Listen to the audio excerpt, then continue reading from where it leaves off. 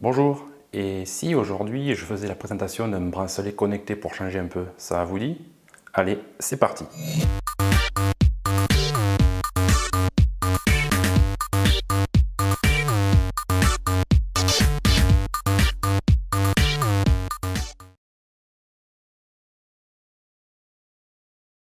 Allez, on commence par le tour de la boîte qui va être rapide. Donc c'est un bracelet connecté de chez Xiaomi, l'Amazfit Core.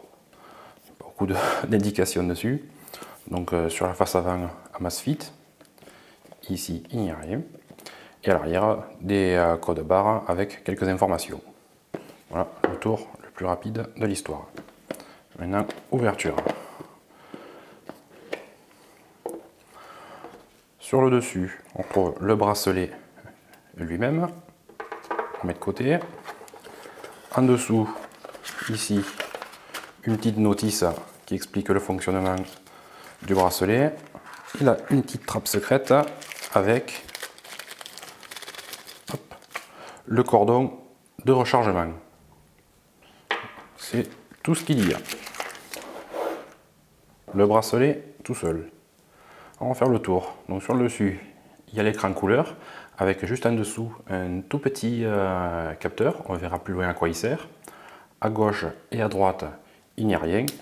Et en dessous, ici, le capteur de fréquence cardiaque et deux petits contacts qui servent pour le support de recharge magnétique. Il n'y a bien sûr aucun bouton. Le bracelet, lui, est en silicone, c'est très doux et il dispose de 10 trous de réglage. Donc il n'y a pas de problème, il devrait s'adapter du plus gros poignet, exemple, voilà, au plus petit. Ça va vraiment très très loin. Le système n'est pas bête et bien pensé. Il n'y a rien qui pend. Voilà, pour les tailles de poignet. Alors il est bien sûr interchangeable, mais c'est un format propriétaire avec des petits clips ici. L'écran est tactile, alors je remets à l'endroit. Il mesure, voilà à quoi sert le petit bouton, 1,23 pouces de diagonale, soit un peu plus de 3,1 cm. La définition est de 80 par 160 pixels, ce qui nous fait une résolution de 145 points par pouce, même si ce n'est pas très important sur une montre. La technologie de l'IPS LCD. La vitre de l'écran dispose de la protection Gorilla Glass pour protection contre les rayures. Juste en dessous de l'écran, il y a ce fameux petit capteur. Voilà, il sert à allumer l'écran en posant son doigt dessus. Voilà, si l'accéléromètre ne réagit pas, quand on la met au poignet, en tournant le poignet, elle s'éclaire. En théorie, voilà. Donc si ça ne fonctionne pas, on appuie sur le petit... On pose son doigt, parce que ce n'est pas un bouton, hein, c'est un petit capteur de présence. Voilà. Bon, là, parce que vous n'êtes pas fixé à mon poignet, pour ça, voilà, là, elle s'est allumée. Elle ne s'allumait pas. Les dimensions de la montre, donc sans le bracelet, donc 43 mm de longueur, 22,5 mm de largeur et 11,5 mm d'épaisseur avec le moniteur de fréquence cardiaque qui dépasse à peine. Le poids constructeur 32 grammes, vérifié 32 grammes avec le bracelet bien sûr, c'est tout bon. Le système d'exploitation qui fait fonctionner ce bracelet est un système d'exploitation propriétaire. Alors concernant les caractéristiques sur le processeur et la mémoire utilisée, j'ai pas trouvé d'informations là-dessus. Xiaomi et Avar, c'est très compliqué de trouver quelque chose. La batterie par contre est une lithium polymère de 170 mAh. Elle est donnée par le constructeur pour une autonomie de 12 jours. La recharge se fait avec ce petit support socle aimanté qui vient se positionner ici au niveau des deux contacts. Donc il y a un sens pour le mettre avec un petit décroché ici pour permettre au cardiofréquencemètre de passer, mais si on ne le met pas dans le bon sens, les aimants ne s'attirent pas et c'est repoussé. Si on est dans le bon sens, hop, ça se met bien en place. Démonstration encore, là, ça ne veut pas, et là, ça veut. Voilà. C'est tout bête, mais c'est efficace. Voilà, ça se branche en USB sur un adaptateur secteur, sur l'ordinateur, peu importe. La connectivité avec le téléphone, elle se fait en Bluetooth 4.0. Les capteurs intégrés à ce bracelet sont un accéléromètre à 3 axes et le cardio-fréquencemètre. Pas de système GPS embarqué. Il est étanche jusqu'à 50 mètres, vous pourrez aller à la piscine, prendre votre douche avec, il n'y a pas de problème. Sur l'écran d'accueil, quand on arrive ici, voilà, il y a l'heure, la date et le nombre de pas qui sont affichés. En faisant glisser comme ça vers le haut, il y a 7 menus. Donc le menu statut, on clique dessus, voilà, c'est tactile, ça fonctionne très bien. Avec les infos du nombre de pas, la fréquence cardiaque, la distance parcourue, on continue, les calories brûlées et le temps sans activité. On revient en arrière de cette façon.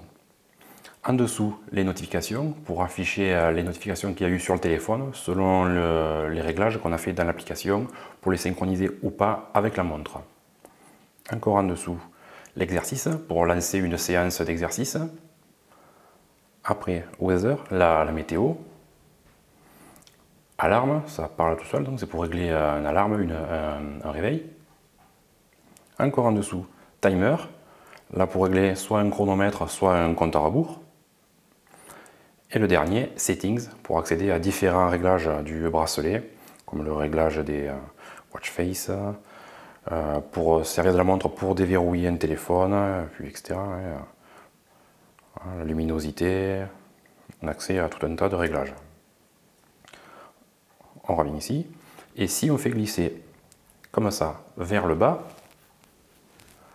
on a donc le pourcentage de batterie, le niveau de batterie, et le mode pour le sommeil, parce qu'il peut aussi analyser le sommeil, c'est merveilleux.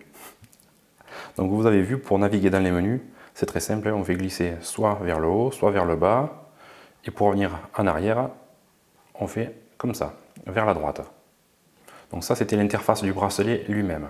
Mais pour utiliser pleinement ce bracelet, bien sûr, il faut une application sur le téléphone. Alors, elle s'appelle Mi Fit App et elle existe pour Android et iOS. Alors, contrairement au bracelet qui lui est uniquement en anglais, l'application elle est traduite en français. Alors ce n'est pas l'application la plus intuitive que j'ai connue. Il y a des sous-menus un peu de partout et quelquefois il faut chercher pour retrouver un paramètre. Mis à part ça, elle fonctionne plutôt bien, j'ai eu aucun plantage et elle consomme très peu de batterie. La première utilisation, il faut la paramétrer selon son profil, donc on met sa taille, son poids, sa fréquence cardiaque habituelle si on la connaît. Elle permet aussi de faire les mises à jour du bracelet. Bon, bref, elle fonctionne un peu comme toutes les autres applications de tracking sportif, où on retrouve toutes ses activités, son historique, on met tout comme ça. Là, bon, c'était pour faire un exemple, dernière activité. Voilà, j'ai fait un petit tour, donc on est géolocalisé grâce au GPS du téléphone, pas de la montre. On voit un petit peu le parcours que l'on fait. On a bon, rien de bien exceptionnel, tout qui fonctionne. Bon, si on a enregistré le sommeil, ici on a accès aujourd'hui ce qu'on avait, donc je n'ai pas porté aujourd'hui, mais vous voyez, les fréquences cardiaques, qu'est-ce qu'on a d'autre? C'est l'historique. On peut partager après ces informations sur les réseaux sociaux, par courrier, voilà, les activités. Si on veut démarrer quelque chose, donc on paramètre course à l'extérieur, tapis de course, vélo en plein air, marche, on démarre et ça fait tout seul. Ici le fameux profil. On trouve aussi donc, des paramètres ici, il y a des paramètres ici, c'est ce que je disais, il y en a un petit peu de partout. Mais bon, elle fonctionne plutôt bien. L'autonomie est bien dans les clous de ce qui est annoncé par le constructeur. Vous pouvez compter facilement sur 10 jours d'autonomie, et même plus encore si vous n'utilisez pas le Bluetooth tout le temps, parce que la montre va enregistrer les activités et vous transférer par Bluetooth de temps en temps. Et si le capteur de fréquence cardiaque est utilisé modérément, lui aussi, ça augmente la durée de la batterie. La construction est solide, entre la vitre en Gorilla Glass, le pourtour ici en inox, je pense qu'elle devrait durer longtemps. Il y a que dessous ici, c'est le plastique assez dur. Ça sera sûrement le bracelet qui lâchera avant et qu'il faudra changer. Bon, maintenant, ce qui est un petit peu dommage, c'est qu'il n'y ait pas le GPS intégré pour être un peu plus autonome, pour enregistrer un parcours par exemple. Là, comme je disais tout à l'heure, c'est le GPS du téléphone qui sera utilisé. Et suivant les activités que l'on fait, on ne peut pas toujours prendre son téléphone. Alors voilà, c'était même le seul point un petit peu dommageable. Alors pour terminer, ce bracelet, on peut se le procurer pour environ une quarantaine d'euros. Pour mon avis, c'est un bracelet connecté qui permet par exemple de découvrir ce genre d'équipement, pour ceux qui n'en ont jamais eu, avant d'investir dans un modèle bien plus cher avec plus de fonctions. Celui-là fait parfaitement son boulot, pour le prix c'est très bien. Je dis, il y en a des beaucoup plus chers qui font beaucoup moins bien. Alors je résume les plus et les moins. Pour les plus, le rapport qualité-prix, c'est quasiment imbattable. L'interface simple et fluide, ça fonctionne très bien. Il n'y a pas 10 000 menus, 10 000 sous-menus, sur la montre du moins. C'est parfait. L'autonomie, c'est déjà bien, 10 jours. Ça fera charger 3 fois par mois, moins que le téléphone. Pour les moins, le seul point, voilà, un petit peu, il faut bien trouver un moins, pas de GPS intégré. Voilà, le reste, ça fonctionne bien. Le capteur de fréquence cardiaque, j'ai comparé avec une Samsung Gear, c'est sensiblement pareil, les mesures. Au soleil, l'écran est lisible. Au pire des cas, on peut ajuster la luminosité, voilà, peut-être mettre un cran de plus, il n'y a pas de souci. Voilà pour ce bracelet, cette montre. Alors je remercie encore une fois Steven pour le prêt de ce bracelet, voilà, c'est super sympa, merci à toi. Alors c'était mon test du bracelet connecté Amazfit Core de Xiaomi. Si vous avez des questions, n'hésitez pas à les poser dans les commentaires, je répondrai, vous le savez déjà. Laissez-moi un petit pouce en l'air pour cette vidéo, ça fait plaisir, abonnez-vous et à bientôt pour une nouvelle vidéo et toujours avec l'accent du Sud. Allez, ciao!